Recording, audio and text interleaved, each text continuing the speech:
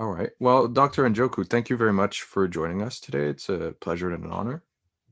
Yeah, pleasure is all mine. So, for those of you who don't know, Dr. Njoku is a researcher on terrorism and extremist violence.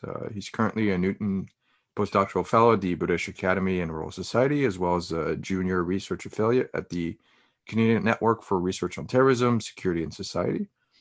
And we'll be discussing terrorism and conflict in Nigeria. So to get us started, could you just give us a brief background of what is going on exactly in northern Nigeria and terrorism in Nigeria in general? Yeah, currently the country is experiencing different kinds of violence, terrorist violence, violence motivated by secessionist group, violence based on land, farmers' headmen's crisis in different parts of the country. Yeah, so basically, after the crisis in Libya, weapons, various kinds of weapons have proliferated. Small arms, light weapons have proliferated from those from Libya to various parts of northern Nigeria, and of course to other parts of the country. So people have access to these weapons, and so we have seen all kinds of violence that have been successful because of the weapons that they have access to. I read recently that the weapons that are presently in Nigeria, small and light weapons, are in thousands now. Weapons that have been smuggled in from Libya to northern part of the country and also to other countries, and that has also helped sustained and Boko Haram and other bandits, people who they call bandits, operating in different parts of the country, particularly in the Northeast, carrying out all kinds of kidnapping. And so you see that these weapons have made it possible for them to be successful in their various criminal activities in the country. So yes, the country is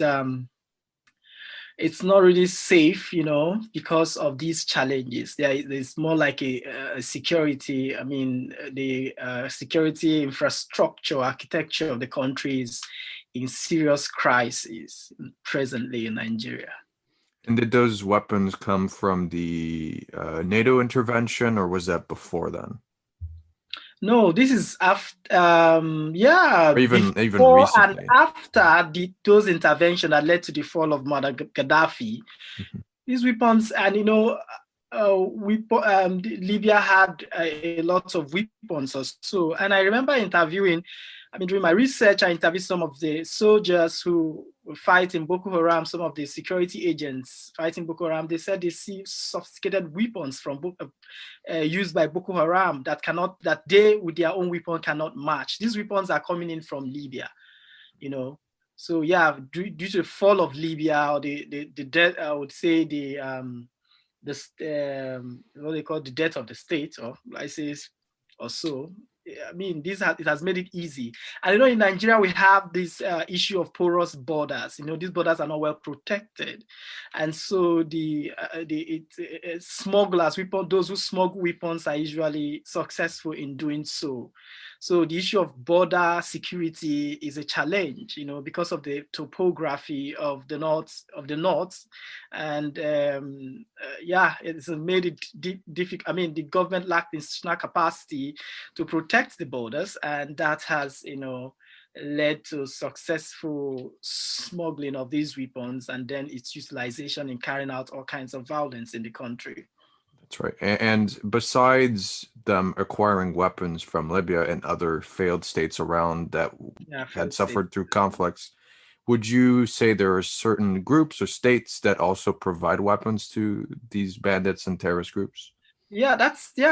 There are not just states, I wouldn't say states, but I would say individuals or groups who are involved in the smuggling of weapons, or so, who it's more like a business enterprise for them.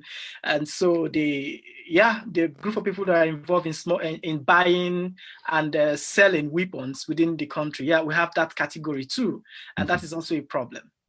So it's more of a black market Yeah, a huge industry. black market that Mm, is going on presently. I mean, violence has become so lucrative to the point that, everyone is getting involved in violence. So it's more like entrepreneurs of violence everywhere. that's right. And you mentioned, it kind of reminds me a bit of how far-reaching. So if you go to Latin America, for example, cartel violence, which is somewhat similar, you have a very tremendous black market for different products, including arms. And those groups are very, very far-reaching in that it's not just, your typical bandits that you think are involved in that sort of thing. There's always, an uncle or a friend or whatever who needs money and does trucking business for them or does provide supplies. Is that also the case for Nigeria, or is it more of a concentrated, very small group? Yeah, I wouldn't say that's similar with Nigeria in terms of the idea of weapon smuggling, right? I'm sure that's what you're saying, but I don't think it's the same. No, it's not. It's first smugglers from smuggling weapons from Libya, other failed states into Nigeria, and then other categories of individuals who find the idea of acquiring and selling weapons very lucrative. So, and it's a business. It's more like an enterprise that has emerged because of the permeated, or has, it's more like a hydra-headed problem now that has whereby uh, various groups of people could just rise up because they have weapons now. They could just rise up to create carnage. And of course, politicians are also culpable in the sense that if they want to make a particular governor look bad or incapable of ruling in terms of make access and give them access to weapons, to cause problem, to go to a particular location and to kill people, and then it makes the government looks bad. It makes the government at the local level, or government rather at the state level, and also at the federal level. So they cause these kind of problems too, to make the government look bad in the eyes of people because they're, by the corner. And so, yeah, so they're just so, it's so multifaceted in terms of how individuals have, exploited the state of the country presently to be able to achieve certain political or financial objective. That's right. And where do those groups and bandits and other types of violent groups, where do they come from? What made them originate, and how did they kind of come about? Yeah, for instance, if you look at the northern part of the country, I'm not saying only the north. We also have criminals in the south too. Recently in Imo State, which is southeast Nigeria, Hmm. you've seen an emergence of a group of individuals who have gone to prisons to close down, to destroy prisons and release prisoners.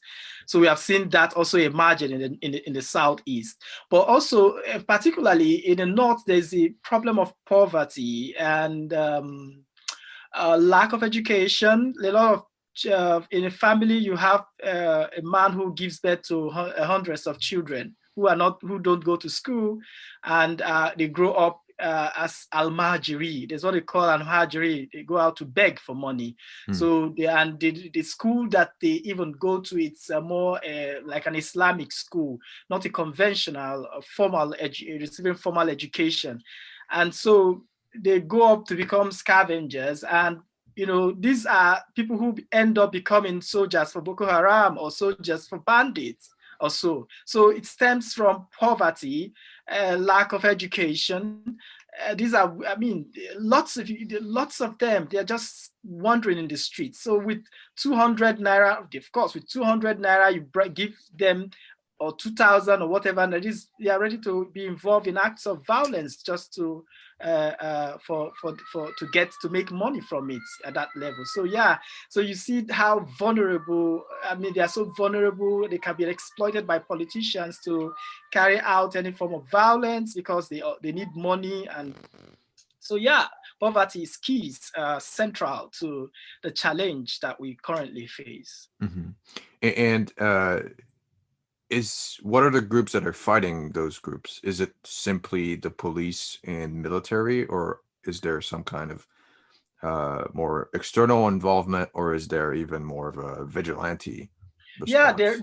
there. Of course, we have in terms of counterterrorism, we have a seventh division of the Nigerian army that is in charge of fighting Boko Haram in the Northeast, and we have other more like it used to be civilian joint task force that comprised of both the police, the army, and various other units of even the National Security and Civil Defense Corps, who are all classified as counterterrorism security agents, who are all involved. Civilian joint task force, more like a vigilante, a government-sanctioned vigilante that are also involved in curbing, in confronting and fighting or countering terrorism in the Northeast. So yeah, we have that too. And yeah, there are other forms of vigilante in other parts of the country too. So yeah, these are the groups that have been involved in tackling and curbing. But of course, they also have challenges and in terms of capacity, in terms of having the resources, to curb terrorism or to fight terrorism. Many of them do go out there with empty hands or not with the adequate weapons to be able to fight terrorism. So yeah, that's a challenge for those vigilantes. I have interviewed a commander of vigilante who told me that they don't have weapons. There are no weapons, despite the fact that there have been huge budgetary allocations for procurement of military hardware. But he said there are no weapons, and they had to borrow minesweeper from Cameroonian government to go and fight Boko Haram. And he also said that the military don't go out to fight; they are all doing what they establish what they call super camps, where they stay to protect themselves, not to go to confront these terrorists. It's more like protecting them rather than going out to confront terrorists because of lack of weapons to be able to face Boko Haram. So yes, so they are also facing challenges, structural challenges in terrorism, other forms of violence in those locations, and also in terms of bandits in the Northwest, and it's also more beyond, because bandits in the Northwest, the police don't have the capacity to address those bandits or even terrorism, because they don't have that institutional capacity, they don't have the structural capacity to do so. And so that's why in event of these internal security challenges, the military is invited.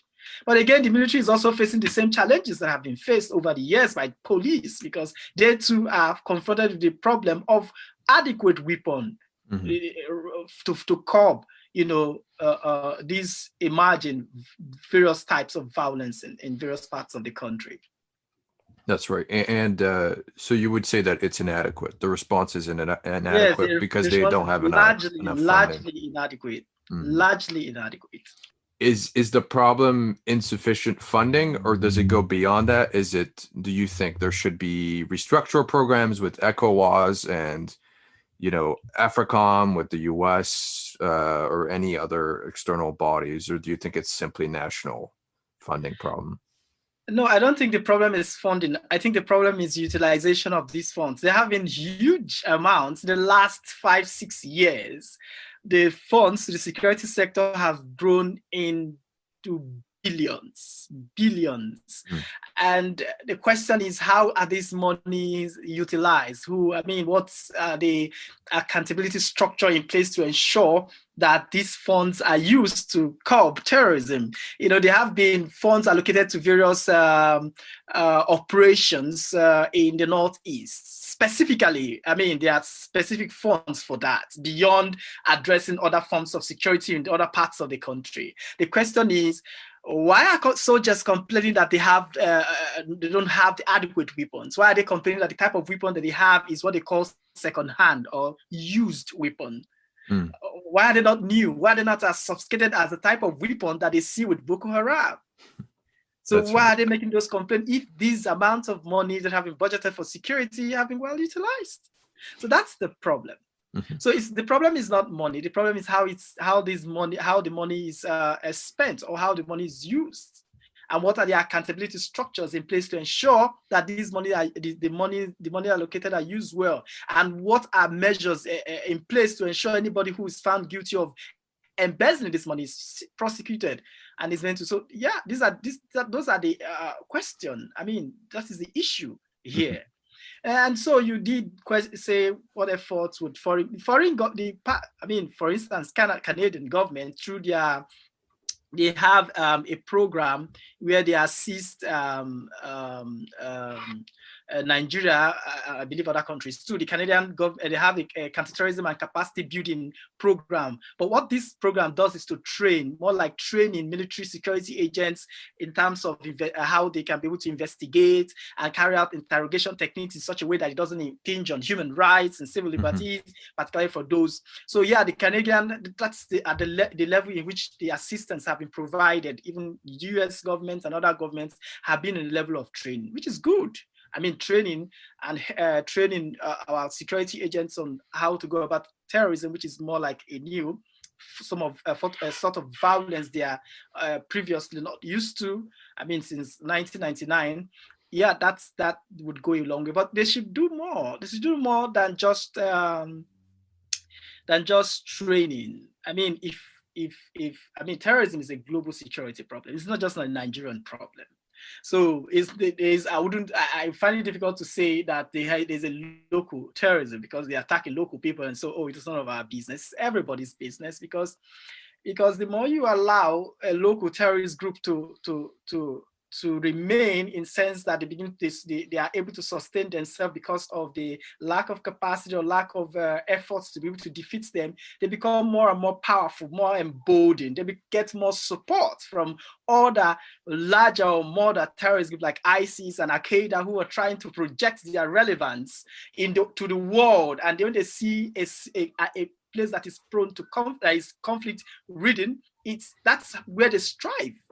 So it's easier for them to move and assist those local terrorists to become more powerful and begin to attack various forms of foreign targets. And so the Canadian government, the US government, the UK should do more than just providing training.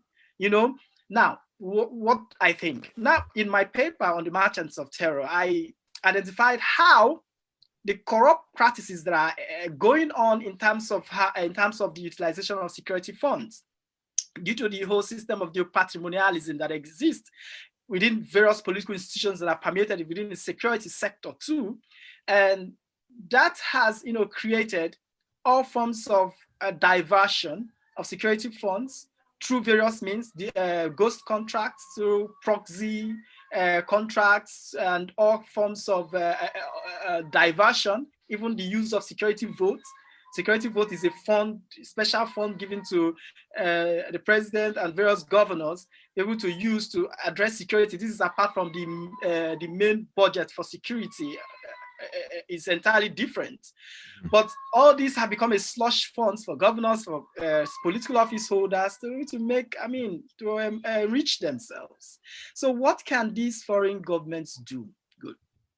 Now, there's a concept termed support of terrorism. It's one of the, it's more like a global counterterrorism law, whereby, it's also within most domestic laws, whereby you are termed as providing support to terrorism if you in some way have had relationship with a terrorist group, or have had any form of communication with them, or have provided any form of training for them, or have done so. You commit offense of providing support to terrorism.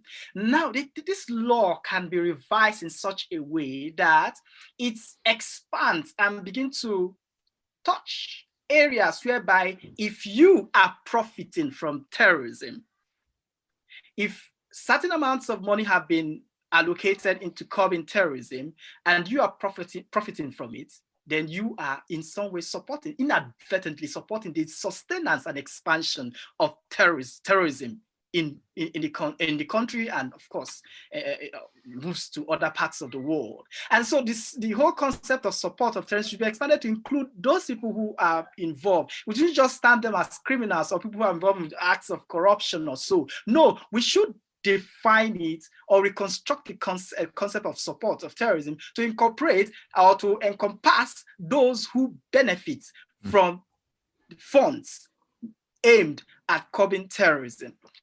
And with that, if that is included in international legal or regional laws, that would, and there's a coordinated effort to be able to target individuals who profit from terrorism, I think that would go a long way to addressing, because I mean, number one, like I told you earlier, the security agents who are on the ground fighting do not have the right infrastructure or military hardware to defeat. So they're almost going there to fight terrorism with their bare hands. That cannot help to address terrorism. That can further, I mean, they're coming to meet Boko Haram who has sophisticated weapons. That further embodies Boko Haram to continue to attack. They're attacking military targets. I mean, they are growing from strength to strength.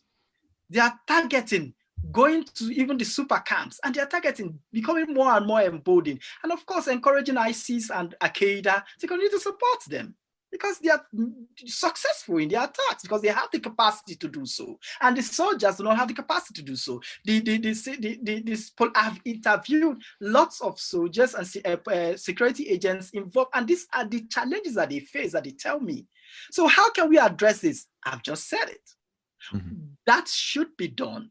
And if we begin to target those military elites and those politicians who profit on terrorism and tag them in international laws or legal instruments or convention as terrorist supporters, then to go a long way, because it will be a more coordinated effort to target them. It's not just committing an offense in Nigeria, it's committing an offense that would, they become, guilty of international convention, international laws on terrorism. And so their accounts are frozen, they are put on, they are blacklisted from flying. I mean, all those mechanisms that are used to, address and curb terrorism or curb terrorist financing should then be extended to addressing, the merchants of terror, because they are contributing to the expansion and sustenance of terrorism. And by extension, I mean, making terrorist group more and more stronger. So I think these governments, Canadian government, US government, UK government, should begin to rethink their efforts or the forms of support or assistance that they need to, they need to bring to the table in addressing terrorism once and for all. Because I believe Nigeria, we used to think of Nigeria, because Nigeria has participated in several wars within Africa, in ECOWAS, as ECOMOG, they were leading, they have helped many countries resolve conflicts. And they can defeat Boko Haram, that is just here within. I mean, I find that very difficult to believe. I believe our military have the capacity, if they are well equipped, if structures are in place to check corrupt practices, they would defeat Boko Haram. I know that the problem of terrorism is multifaceted, and there are other issues that we should consider. At least to a certain extent, they would go a long way to addressing the growth and rise of terrorism. Because, yeah, I believe that would go a long way. You touched on terrorism quite a bit there. Would you say that we should include, so those who profit from terrorism, would that include government officials as well, who kind of profit both monetarily and politically from the violence? That's the point. I mean, government officials, I mean, political actors, I mean, military elites, anybody who is profiting from terrorism due to maybe embezzling funds that are budgeted to tackle terrorism or whatever way, should be termed as terrorist supporters. I mean, it's you could say it's extreme, but if we want to address the problem of terrorism, we have to start rethinking the approaches that we have been using. I mean, because it has not been effective. Boko Haram has not been defeated. They have not been defeated technically. Those terms are just propaganda. They have not been defeated. They are becoming stronger, and they're not just becoming stronger. Other groups are emerging because of the incapacity of the military to defeat terrorism. You see bandits coming up. Rules have emerged in different places. The country is going up in smokes. And I mean, like a musician once said, Asha, that there's fire on the mountain and nobody seems to be on the run. So yeah, if we must defeat terrorism, we have to start rethinking all the counterterrorism approaches that have been used in the past. And foreign governments, like you mentioned, like Canada, should do more than just, look away, or it's a domestic issue, citing international laws and stuff that you can't interfere in the foreign and domestic affairs of other countries. There is the concept of responsibility to protect. So where is that? How is that being implemented? So that's the issue. I remember I'm always afraid. I don't travel anymore by land in Nigeria because I just don't know, you could be kidnapped anytime. I don't have money. My parents don't have money to be able to build. It's in millions. And that doesn't mean that you're going to survive. Some people who pay that ransom are most times killed. So I hardly fly within Nigeria because I'm afraid of flights and stuff like that. But I had to, because I couldn't move on land anymore. It's just living in fear. It was not like this. It's much worse than it was before. I've been in the country long enough to know that it wasn't like this. And you mentioned other terrorist groups. I know Islamic State and Al Qaeda. Islamic State of West African province. That's right. When we say Boko Haram now, it comprises various factions of terrorist groups in Nigeria. So yeah, of course, Islamic State of West African province is also part of the terrorism that I'm talking about. That's right, because they've been expanding in Central Africa. Yes. I know Djibouti as well. Recently, yes. Mozambique. Mm-hmm. And I can tell you, the success of Boko Haram, the success of Islamic State of West African province have a way of propelling other terrorist groups in other parts of Africa. Wow, these guys are doing well. We can also do it too. And not just that, it has a way of also encouraging support from Al-Qaeda and ISIS within all these other African countries. And if there are no coordinated approach to defeat terrorism in Nigeria is a very big country and very influential in Africa, it's going to spread. Groups are going to emerge every part of Africa. So it's a serious problem. It's a problem that the global international community must take seriously, that African Union and European Union and top foreign governments must consider this issue, because it can get to a point whereby it becomes very difficult to resolve. It's growing rapidly, and it's scary. Because Boko Haram, their activities are still contained within Nigeria and Africa in general, whereas Islamic State and Al Qaeda, their main purpose is international terrorism. If they expand towards those regions, then they would perhaps, it would be the problem of the EU and Canada and Western countries, because if ISIS and Al Qaeda have a presence in Western Africa that's stronger, they'll have more bases and more funding and more resources. Yes, they need to expand, have more cell structures in different parts of Africa. They continue to spread. And the more a particular group becomes, shows that a capacity to launch different types of targets, even in military facilities, in military formations, the more it encourages other terrorist groups in other parts of Africa to rise. Mm-hmm. And it's happening already. It's happening. Right. So Could you speak more about ISIS in West Africa and what they were doing and how that kind of came about? Yeah, like I said, ISIS, they have been providing support to a terrorist group in West Africa, particularly Nigeria. There have been all kinds of financial support and training too. Groups who have gone to receive training, and of course, they also influence the emergence of ISWAP, Islamic State of West African province, and so that alone will tell you that ISIS is, very influential in what goes on in Nigeria, what goes on among terrorist groups in Nigeria. In fact, the leadership structure of terrorist groups are also being influenced by ISIS, so they have a role, they have a say to they communicate.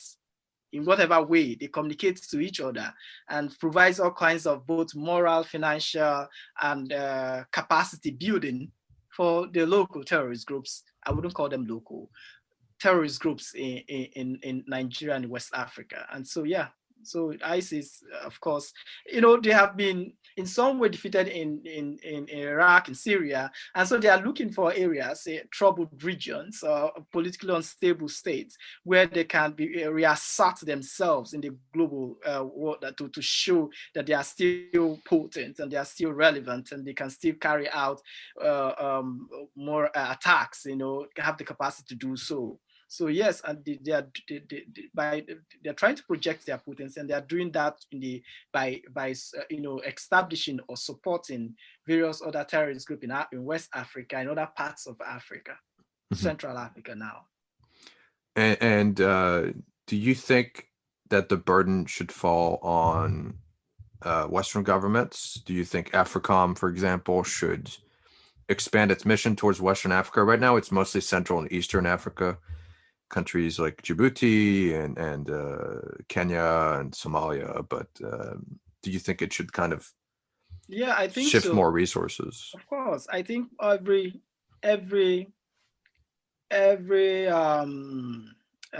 instruments that are out there to curb terrorism should be used.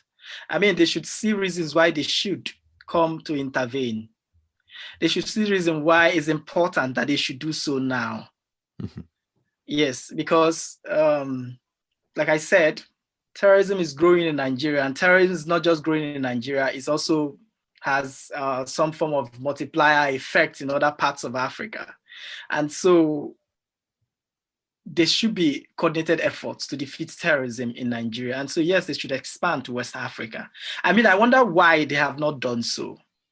I think, of course, it's largely political, but I mean, I still want to raise that question. Why is it that if not really beyond providing training and also coming to assist or pressuring the governments of Nigeria and other countries to be serious? I mean, to take this issue seriously. Not when I mean pressuring, I mean pressuring in various ways to get them to defeat terrorism, to get them to take it seriously, to get them to establish means to check all kinds of abuses in curbing terrorism, to get them to do the right thing. There are ways they can go about that if they want to.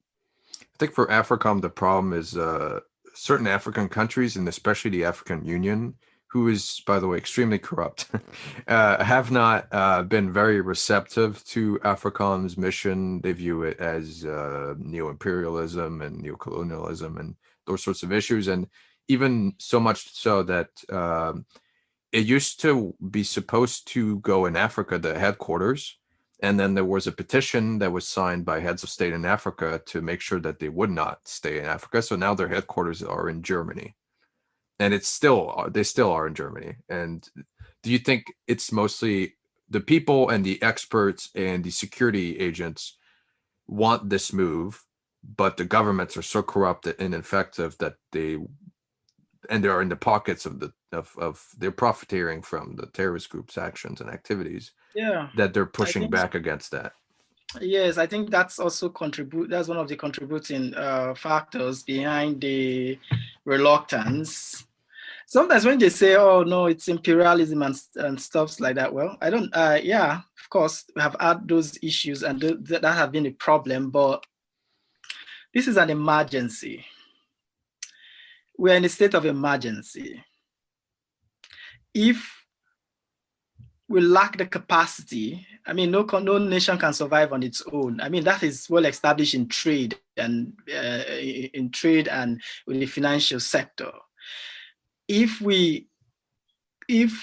there is a need for us to invite Western, I mean, that's not new, for us to invite Western powers to help in defeating terrorism, then by all means, people are dying. Even as I speak, I'm sure when I wake up tomorrow morning, if I check the news, I'll see villages that have been attacked. These are human lives. So are you going to tell them about imperialism also? I mean, how would they try to make sense of that? I mean, when their government have failed to protect them, what is the role of the international community? Why do we have African Union? Why do we have the United Nations? Why do we have these world bodies? I mean, so yeah, there should be means of getting African governments, I'm not saying all of them, some African governments who have been reluctant in accepting the forms of support to do so. There should be ways to get them to, I mean, we're in a state of emergency. We need to address terrorism. We need to address the killings, the everyday killings. And because for years we have shown, I mean, since 2009, more than a decade, we are yet to defeat terrorism. There are issues that needs to be addressed. And if that means inviting countries who have the capacity to do so, so why not? Why not? I mean, when they address the problem and decide to stay back, then we can start talking about the whole issues of imperialism and so. But to defeat terrorism, to stop the problem, I mean, we should be able to. There should be means of us. I mean, getting those governments. I mean, making them understand the reason why they should come to help in addressing the challenge, the spread of terrorism. And do you think that Boko Haram will maintain pressure on the north only, or will it expand towards the center and the south of I think Nigeria? they are expanding. I think even the northwest. I think there is a form, like because they do mention bandits. You know, and I believe this is just the use of words to kind of cushion or to more like a use of words to not to create panic or so. But when you look at these bandits, you really not see any much difference between them and Boko Haram. You would say, oh, where's the political motive? Well, a northern leader or a cleric went and met them and they were making demands. The reason why they giving demands or ways that they could stop their actions. So in other words, these are intentional. In other words, these have a political undertone. And so when you look at that and look at how at some point they could form a form, they could be, if it doesn't even exist as we speak, there could be a form of alliance within the so-called bandits and terrorist group or terrorist or Boko Haram or so. They could trade people, sell people, for instance, if a bandit should get a foreigner, an American, a Boko Haram could easily buy, and so it's a problem. If you don't address it, it gets to that point. It gets to that point. And you can then hardly say who is a bandit, who is a terrorist. You can really not say anymore because they come together to form one or some sort of cooperation among these violent groups. So it's a problem. We need to address it now because it gets to that point. And when it does, it becomes something because the bandits are almost everywhere. Almost everywhere. So it's not about it's not a northern problem. It's not a northeastern problem or northwest now. In different parts of the country, we are seeing killings. Some people go to their farm, they are beheaded. Some people go to their farm, they are chopped off and things like that. So it's a problem. We need to address it because it will expand and take different forms. And when it does that, it becomes more difficult. Even as the day goes by, it becomes more and more difficult to defeat them. So that is it. There's an urgent need to address the conflict that is spreading in different parts of Nigeria. And see, it has started in the southeast. A group emerging from nowhere and destroying prisons, releasing prisoners, causing carnage. Whether they are motivated by political actors or whatever, the fact is that the country has gotten to a stage whereby it becomes easy for somebody to wake up and to cause all kinds of violence and go scot-free. It shows a whole lot of weakness within that state. It shows a breakdown in security. It shows a breakdown in leadership. So these are things that needs to be addressed both nationally, regionally, and internationally. Yes.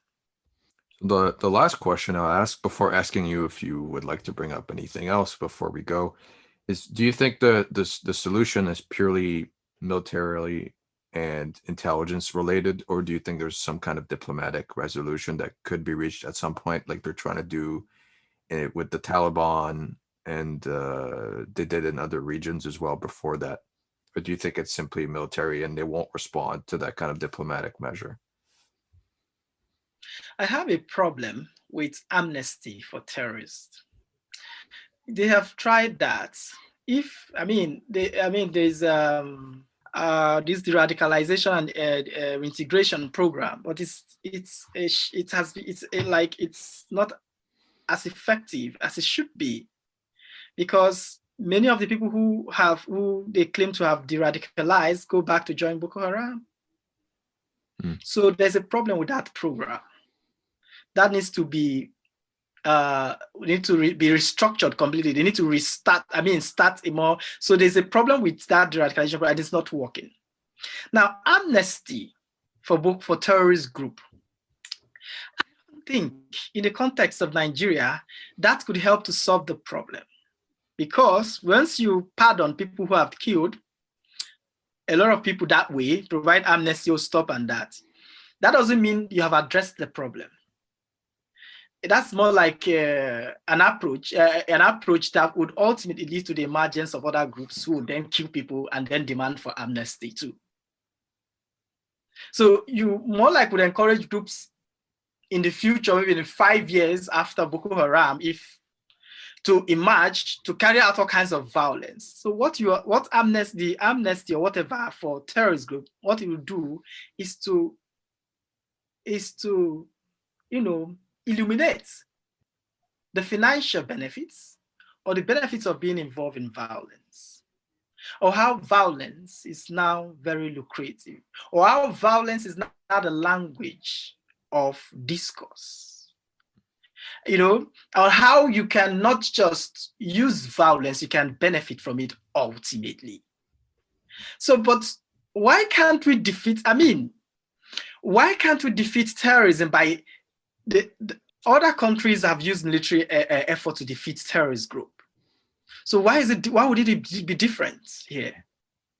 There have been terrorist attacks in the US, there have been terrorist attacks in the UK also. But the terrorists don't even last within the space of days. They are caught, and they are prosecuted or are killed. So why is it that we can't? So we have to use amnesty. I don't think that's an approach. That's an approach that would really, really curb the problem of terror. If you must curb the problem, let's start with the whole issue of poverty.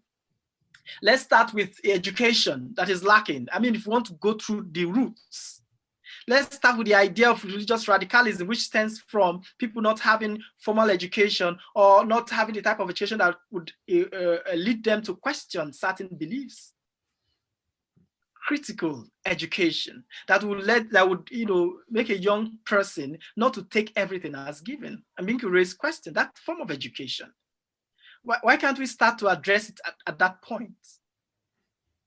If we start to address it at that point, I don't think in the next in future we would have to come back to this same. If everybody's well placed or everybody have the basic necessities of life, nobody would want to put themselves or would be vulnerable to be used by terrorists as foot soldiers.